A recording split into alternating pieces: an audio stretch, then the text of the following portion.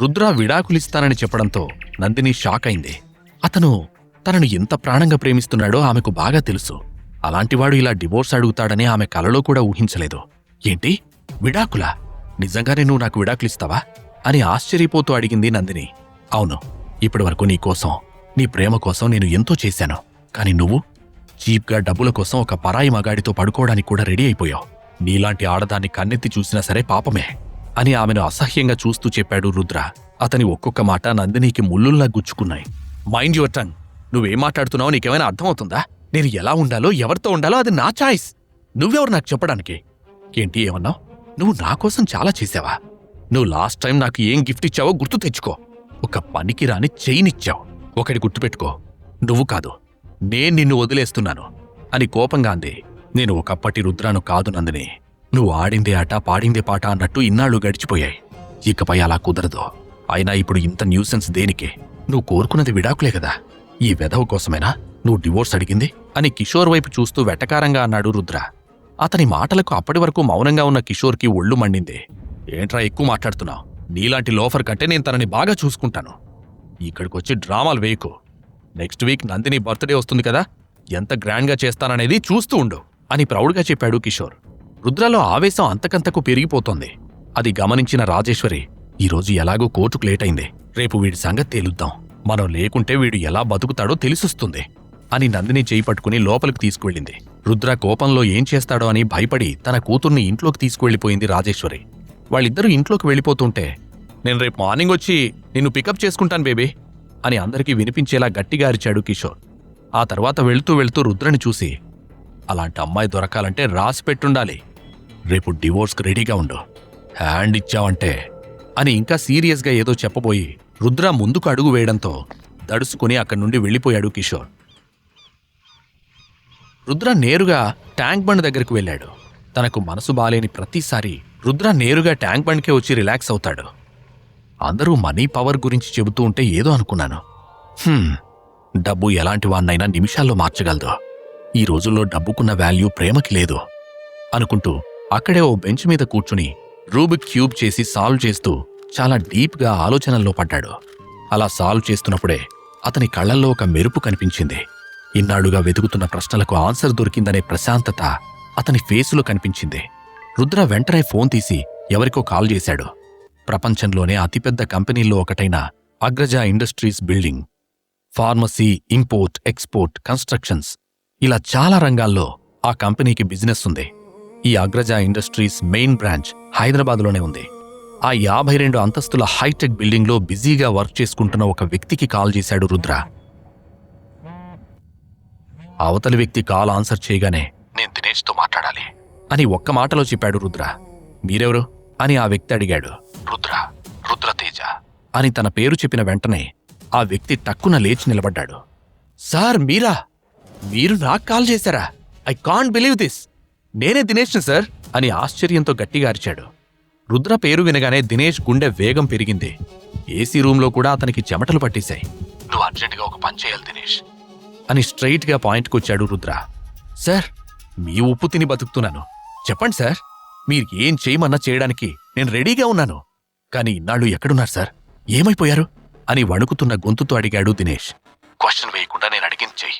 12 ఏళ్ల క్రితం హైదరాబాద్ ఓల్డ్ సిటీలో జరిగిన కిడ్నాప్ కేసులో ఒక అమ్మాయి సేఫ్గా బయటపడింది, గుర్తుందా? నువ్వు వెంటనే ఆ అమ్మాయి డీటెయిల్స్ కనుక్కో.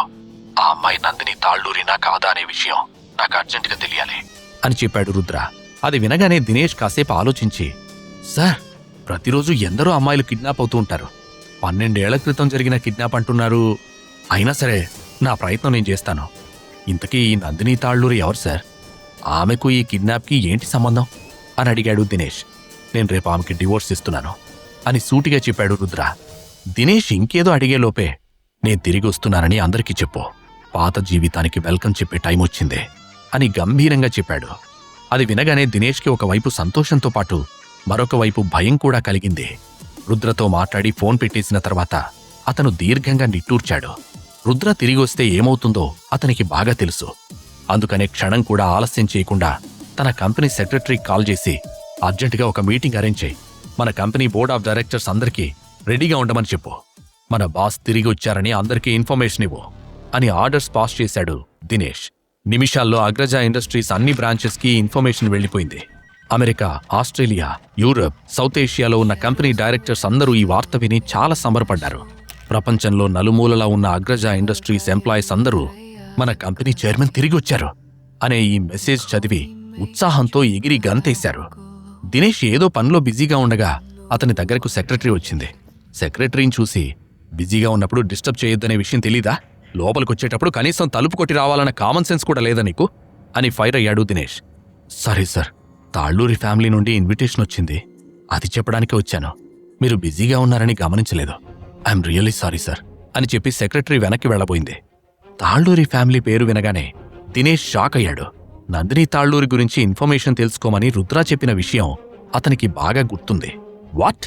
తాళ్ళూరి ఫ్యామిలీ ఇన్విటేషనా అని ఆశ్చర్యపోతూ ప్రశ్నించాడు. Yes sir, Nandini Talluri birthday invitation వచ్చింది. మీకు ఇంట్రెస్ట్ లేకపోతే నేను రిజెక్ట్ చేస్తాను అని చెప్పింది సెక్రటరీ.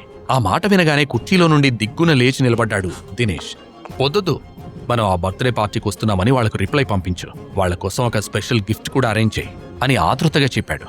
షూర్ సార్ అని చెప్పి అక్కడి నుండి వెళ్లిపోయింది సెక్రటరీ. మళ్ళీ అంతలోనే ఏదో గుర్తుకొచ్చి, సార్, రుద్ర సార్ నిజంగానే తిరిగొచ్చారా అని నెమ్మదిగా అడిగింది. ఆమె ఇప్పటివరకు రుద్రను ఎప్పుడూ చూడలేదు. అతని గురించి ఎన్నో కథలు వింటూనే అతని మీద అభిమానాన్ని పెంచుకుంది.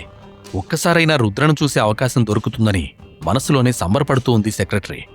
సార్ వస్తున్నట్టు అందరికీ ఇన్ఫర్మేషన్ పాస్ అయింది కదా, నేనేమైనా ప్రాంక్ చేస్తున్నాననుకుంటున్నావా అని కసురుకున్నాడు దినేష్. సారీ సార్ అని తలదించుకుని చెప్పి అక్కడి నుండి వెళ్లిపోయింది సెక్రటరీ. ఆమె ఇలా వెళ్లిన వెంటనే దినేష్ క్యాబిన్లోకి హడావిడిగా వచ్చాడు అర్జున్. హోటల్లో తన ఫ్రెండ్స్ అందరి ముందు తనను కొట్టిన రుద్ర మీద పగ తీర్చుకోకుండా వదిలిపెట్టకూడదని డిసైడ్ అయ్యి దినేష్ దగ్గరికొచ్చాడు. నిజానికి ఆ అర్జున్ మరెవరో కాదు, దినేష్కి స్వయాన అన్నయ్య కొడుకు. నందినితో ఒక నైట్ స్పెండ్ చేయాలని కలలు కన్న అర్జున్ చెంపలు రుద్ర కొట్టిన దెబ్బకు వాచిపోయి ఉన్నాయి. అతని మొహాన్ని చూసి దినేష్ సైతం షాక్ అయ్యాడు. ఏమైందిరా చిన్నా, ఫేస్ ఏంటి ఇలా కందిపోయింది? మళ్ళీ ఎవరితోనైనా గొడవపడ్డావా అని కంగారుగా అడిగాడు దినేష్. ఒక పాల్తుగాడు నన్ను కావాలనే గెలుక్కున్నాడు, వాడితో చిన్న గొడవ జరిగిందిలే బాబాయ్ అని చెంపలు తడుముకుంటూ చెప్పాడు అర్జున్. అది వినగానే దినేష్ మొహంలో రంగులు మారిపోయాయి. నిన్ను కొట్టే ధైర్యం ఎవరికుందిరా? వాడి పేరు చెప్పు, వాడి చర్మంతో నీ చెప్పులు కుట్టిస్తాను అని కోపంగా అడిగాడు. జరిగిందంతా తన బాబాయికి చెప్పాలనుకున్నాడు అర్జున్. కాని అలా చేస్తే తన పరువే పోతుందని అతనికి అనిపించింది. అయినా రుద్రకి బుద్ధి చెప్పకుండా వదిలిపెట్టకూడదనుకుని వాడు కావాలని నాతో గొడవపడ్డాడు. వాడి ఫ్రెండ్స్ని వేసుకుని నా మీదకు దాడికి దిగాడు బాబాయ్. వాడు ఒంటరిగా ఉండుంటే డీల్ చేయడం పెద్ద విషయం కాదు, కాని నన్ను ఒక్కడే చేసి వాడు తన గ్యాంగ్తో కొట్టాడు అని లేనిపోనివి కల్పించి చెప్పాడు. ఇదంతా వినగానే దినేష్ రక్తం మరిగిపోయింది. ఇంత జరిగిందా? సరే, ఇప్పుడేం చేద్దామంటావు? నీకేం కావాలో అడగరా, నీకన్నా నాకు ఏమీ ఎక్కువ కాదు అని సీరియస్గా అడిగాడు. నీకు తెలిసిన రౌడీలుంటారు కదా బాబాయ్, ఎవడైనా కిరాయి రౌడీని పెట్టించి వాడి కాళ్ళు చేతులు విరగ్గొట్టించు, లేకపోతే నేను నా ఫ్రెండ్స్ ముందు తలెత్తుకుని బతకలేను అని బాధగా రిక్వెస్ట్ చేశాడు అర్జున్. మొదట దినేష్కి కూడా ఈ ఆలోచన నచ్చినా ఆ తర్వాత మాత్రం అతను వెనక్కి తగ్గాడు. నీ ఆవేశం నేను అర్థం చేసుకోగలనరా, కానీ ఇప్పుడు మనకి రోజులు బాలేవు అర్జున్. ఏదైనా తేడా వస్తే మొదటికే మోసం వస్తుంది. నా మాట విని ఇది ఇక్కడితో మర్చిపో. రౌడీలు కొట్లాటలు అంటూ తిరిగితే రోడ్డును పడాల్సొస్తుంది అని చెప్పాడు. కాని అర్జున్ మాత్రం ఈ విషయాన్ని అక్కడితో వదిలేయాలని అనుకోవడం లేదు. ప్లీజ్ బాబాయ్, మనమేమీ వాణ్ణి చంపడం లేదు కదా, జస్ట్ వాడి కాళ్ళు విరగ్గొట్టించు. అందరి ముందు నన్ను ఇన్సల్ట్ చేసిన వాణ్ణి అలా వదిలేయడం నాకిష్టం లేదు అని రిక్వెస్ట్ చేశాడు. అర్జున్ ఇలా పదే పదే అడగడంతో ఇక చివరికి దినేష్ ఒప్పుకున్నాడు. ఆ తర్వాత ఎవరికో ఫోన్ చేస్తూ, నిన్ను కొట్టినోడి పేరేంటి అని అడిగాడు. వాడి పేరు నాకు గుర్తులేదు, కానీ వాడు నా క్లాస్మేట్ హస్బెండ్, ఉద్యోగం సద్యోగం లేని వేస్ట్ ఫెలో అని చెప్పాడు అర్జున్. వెంటనే దినేష్ ఎవరికో ఫోన్ చేసి అర్జున్ గురించి చెప్పి ఆ తర్వాత వాళ్లతో మాట్లాడమంటూ అర్జున్కి ఫోన్ ఇస్తూ, ఇదే లాస్ట్ అండ్ ఫైనల్, ఇంకోసారి ఎవరితోనైనా గొడవపడి నా దగ్గరికి వచ్చావనుకో నిన్నే రౌడీలతో కొట్టిస్తాను, మైండ్ ఇట్ అని సీరియస్గా చెప్పాడు. సరేనని తలూపి దినేష్ ఇచ్చిన ఆ ఫోన్ తీసుకుని ఆ క్యాబిన్లో నుండి బయటకు వెళ్ళిపోయాడు. అతని కళ్ళు కోపంతో ఎరుపెక్కి ఉన్నాయి. చూడు, బాబాయ్ చెప్పినట్టు వాడి కాళ్ళు విరగొట్టడం కాదు, వాడి శాల్తీ లేపేయాలి. వాడి శవం తీసుకొస్తే నీకు 20 లక్షలు ఇస్తాను అని ఆ రౌడీతో చెప్పాడు అర్జున్. ఆ తర్వాత కాల్ కట్ చేసి ఫోన్ని దినేష్కి తిరిగిచ్చాడు. మొత్తానికి తాను అనుకున్న పని సాధిస్తున్నందుకు అతనికి చాలా ఆనందంగా ఉంది. పోలీసుల నుండి తప్పించుకున్నావు కానీ నా నుండి ఎప్పటికీ తప్పించుకోలేవు అని మనసులోనే రుద్రని కసిగా తిట్టుకున్నాడు అర్జున్. ఆ క్షణంలో అతను ఎవరితో తలపడుతున్నాడో అతనికి తెలీదు. తొందరలోనే రుద్ర చావును చూడబోతున్నారని పగటి కలలు కంటున్నాడు. నల్గొండలో ఒక బంగ్లా ముందు 20 లగ్జరీ కార్లు లైన్గా ఉన్నాయి. దాదాపు 30 మంది బాడీగార్డ్లు ఎక్కడికో బయలుదేరడానికి రెడీగా ఉన్నారు. వీళ్లందరూ ఒకే ఒక వ్యక్తి కోసం వెయిట్ చేస్తున్నారు. వాళ్ల ముందు ఒక జమీందార్ లాంటి వ్యక్తి నిలబడ్డాడు. ఆయన పేరు రాజశేఖర్. ఒక బాడీగార్డ్ ఆయన దగ్గరకు వెళ్ళి, సార్, అన్ని అరేంజ్మెంట్స్ పూర్తయ్యాయి. మనం రేపు ఉదయం సరిగ్గా 9 గంటలకు బయలుదేరాలి అని రిపోర్ట్ ఇచ్చాడు. అది వినగానే రాజశేఖర్ కళ్లల్లో నీళ్లు తిరిగాయి. అది చూసిన బాడీగార్డ్, ఏమైంది సార్, ఎందుకు ఏడుస్తున్నారు అని కంగారుగా అడిగాడు. రాజశేఖర్ నవ్వుతూ కన్నీళ్లు తుడుచుకుంటూ, ఈ రోజు కోసం ఎంతలా ఎదురు చూస్తున్నానో తెలుసా? 3 ఏళ్ల నుండి వాడు ఎక్కడున్నాడో ఏం చేస్తున్నాడో తెలీదు. ఇన్ని రోజులు నరకం అనుభవించాను. మొత్తానికి వాడు వస్తున్నాడు. ఆ ఆనందమే నా కళ్లల్లో ఈ కన్నీళ్ల రూపంలో కనిపిస్తోంది అని ఎమోషనల్ అవుతూ చెప్పాడు రాజశేఖర్. సార్, మీరు రెస్ట్ తీసుకోండి. మనం రేపు చాలా దూరం ప్రయాణించాల్సి ఉంటుంది అని చెప్పాడు బాడీగార్డ్. రాజశేఖర్ కూడా అందుకు ఒప్పుకుని లోపలికి వెళ్ళాడు. తన వెనుక ఇదంతా జరుగుతుందని తెలియని రుద్ర హైదరాబాద్లోనే ఒక 5 స్టార్ హోటల్లో చెకిన్ చేశాడు. మంచం మీద పడుకుని, నేను ఈ విడాకుల విషయంలో తొందరపడ్డం లేదు కదా. 12 ఏళ్ల క్రితం నేను కాపాడిన అమ్మాయి ఒకవేళ నందిని అయితే, కాని ఆమె ఎందుకిలా మారిపోయింది? ఈ సమస్య ఎప్పుడు తీరుతుంది అని ఆలోచిస్తున్న రుద్రకి పిచ్చెక్కుతున్నట్టుగా అనిపించింది. చివరికి తాను నమ్ముకున్న రుద్రుడి మీద భారం వేసి నెక్స్ట్ డే కోర్టులో నందినిని కలుసుకోవడానికి రెడీ అయ్యాడు రుద్ర. రాజశేఖర్కి రుద్రకి ఉన్న సంబంధం ఏంటి? రుద్ర బ్యాక్గ్రౌండ్ ఏంటి? అర్జున్ తన ప్రతీకారం తీర్చుకోగలిగాడా? ఈ ప్రశ్నలకు సమాధానాలు తెలుసుకోవాలంటే నెక్స్ట్ ఎపిసోడ్ వినాల్సిందే. క్రింద ఇచ్చిన లింక్ ని క్లిక్ చేసి పాకెట్ ఎఫ్ఎం యాప్ ని ఇన్స్టాల్ చేసుకోండి. Stay tune to pocket FM.